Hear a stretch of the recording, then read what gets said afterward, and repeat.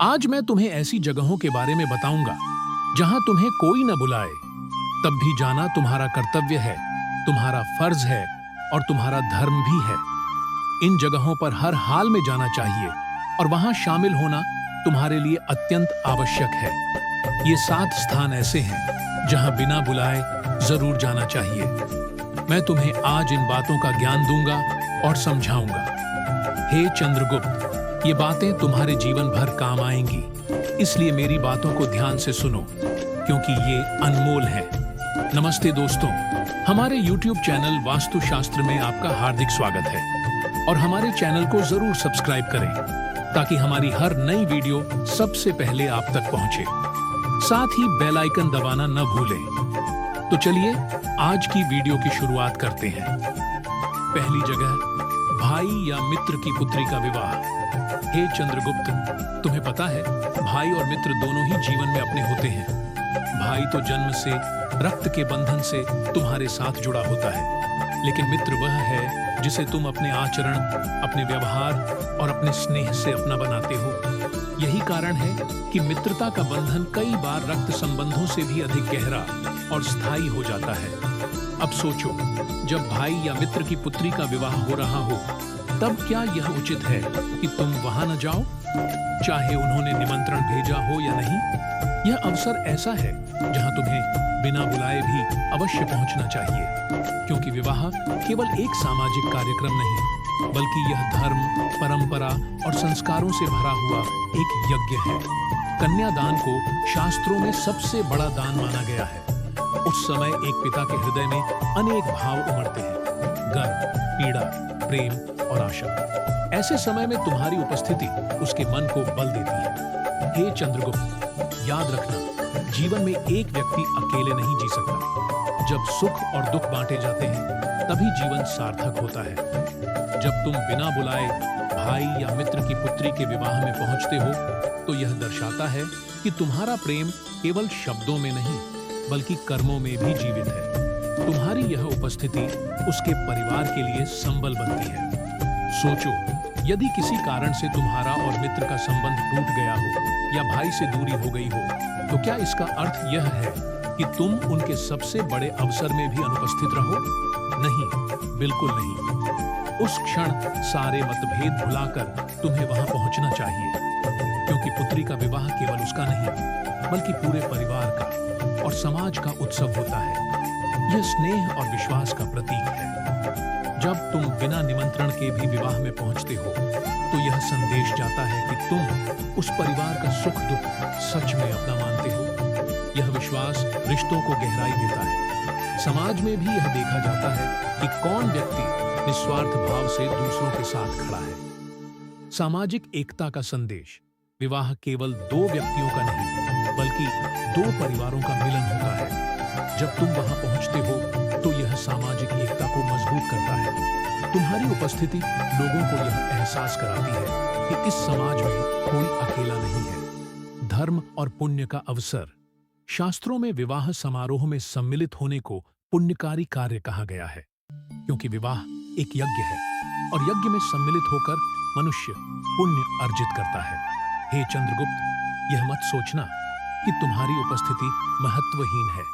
तुम्हारा वहां पहुंचना उस परिवार के लिए एक आशीर्वाद के समान होगा। तुम चाहो तो अपने साथ कोई छोटा सा उपहार लेकर जाओ या केवल अपनी शुभकामनाएं ले जाओ, किंतु तुम्हारी उपस्थिति ही सबसे बड़ा उपहार होगी। जब वरमाला डाली जाएगी, जब कन्यादान होगा, जब विदाई का भावुक क्षण आएगा, तब उस परिवार की आंखें चारों ओर अपनों को खोजेंगी। यदि वे तुम्हें वहां देखेंगे, तो उनके हृदय को सच्चा सुकून मिलेगा। अपनों के मंगल कार्य में सम्मिलित होना ही सच्चा धर्म है। वह जीवन में कभी सच्चा सम्मान नहीं पा सकता। हे चंद्रगुप्त, इसलिए तुम्हारा धर्म है कि जब भाई या मित्र की पुत्री का विवाह हो, तो तुम बिना बुलाए भी वहां पहुंचो। यह केवल तुम्हारा कर्तव्य नहीं, बल्कि यह तुम्हारे जीवन का गौरव भी है। दूसरी जगह, गुरु का घर। मनुष्य के जीवन में सबसे बड़ा वरदान अगर कोई है, तो वह है गुरु। माँ तुम्हें जन्म देती है, पिता तुम्हारा पालन पोषण करते हैं, लेकिन गुरु तुम्हें आत्मा का बोध कराते हैं। गुरु वह है जो तुम्हें अंधकार से प्रकाश की ओर ले जाता है। इसीलिए कहा गया है, गुरु ब्रह्मा गुरु विष्णु गुरु देवो महेश्वरः गुरु साक्षात परब्रह्म तस्मै श्री गुरुवे नमः। अर्थात गुरु ही ब्रह्मा है जो ज्ञान का सृजन करते हैं, गुरु ही विष्णु है जो ज्ञान की रक्षा करते हैं, और गुरु ही महेश्वर है जो अज्ञान का संहार करते हैं। ऐसा गुरु वास्तव में स्वयं परमात्मा का स्वरूप है। इसीलिए तुम्हें याद रखना चाहिए कि गुरु का घर वह स्थान है जहां तुम बिना बुलाए भी जा सकते हो। वहां पहुंचना तुम्हारा कर्तव्य है। गुरु के घर का द्वार हमेशा शिष्य के लिए खुला होता है। गुरु का घर केवल 4 दीवारों का मकान नहीं है, वह ज्ञान का मंदिर है, पवित्र तीर्थ है। वही स्थान है जहां बैठकर शिष्य के जीवन में नए संस्कार, नए विचार और नई दिशा का संचार होता है। गुरु का घर वह स्थान है जहां केवल शास्त्रों की बातें नहीं सिखाई जाती, बल्कि जीवन जीने का तरीका सिखाया जाता है। तुम्हें केवल पुस्तकों का ज्ञान नहीं मिलता, बल्कि व्यवहार और आचरण का ज्ञान भी मिलता है। तुम्हें केवल शब्द नहीं दिए जाते, बल्कि शब्दों में छिपे सत्य का बोध कराया जाता है। इसीलिए यदि तुम सच्चे शिष्य हो, तो गुरु के घर जाना तुम्हारे लिए केवल कर्तव्य नहीं, बल्कि सौभाग्य भी है। शास्त्रों में कहा गया है कि यदि कोई शिष्य अपने गुरु की सेवा करता है, उनकी बातों को मानता है और उनके चरणों में विनम्रता से बैठता है, तो उसका जीवन निश्चित रूप से सफल होता है। गुरु का घर जाकर तुम यह दर्शाते हो कि तुम उनके ज्ञान के भूखे हो, उनके आशीर्वाद के प्यासे हो और उनके सानिध्य में रहकर अपने मन को पवित्र करना चाहते हो। याद करो, जब तुम छोटे थे, तुम्हें अपने जीवन की कोई दिशा नहीं थी। तुम केवल एक साधारण बालक थे, लेकिन जब तुम गुरु के पास आए और शिक्षा लेने लगे, तभी तुम्हारे जीवन की दिशा बदली। तुम्हारे भीतर छिपा हुआ सम्राट जागृत हुआ। यदि तुमने शिक्षा न ली होती, तो आज इतिहास तुम्हें सम्राट चंद्रगुप्त मौर्य के नाम से न जानता। यह इस बात का प्रमाण है कि गुरु का घर ही सफलता का द्वार है।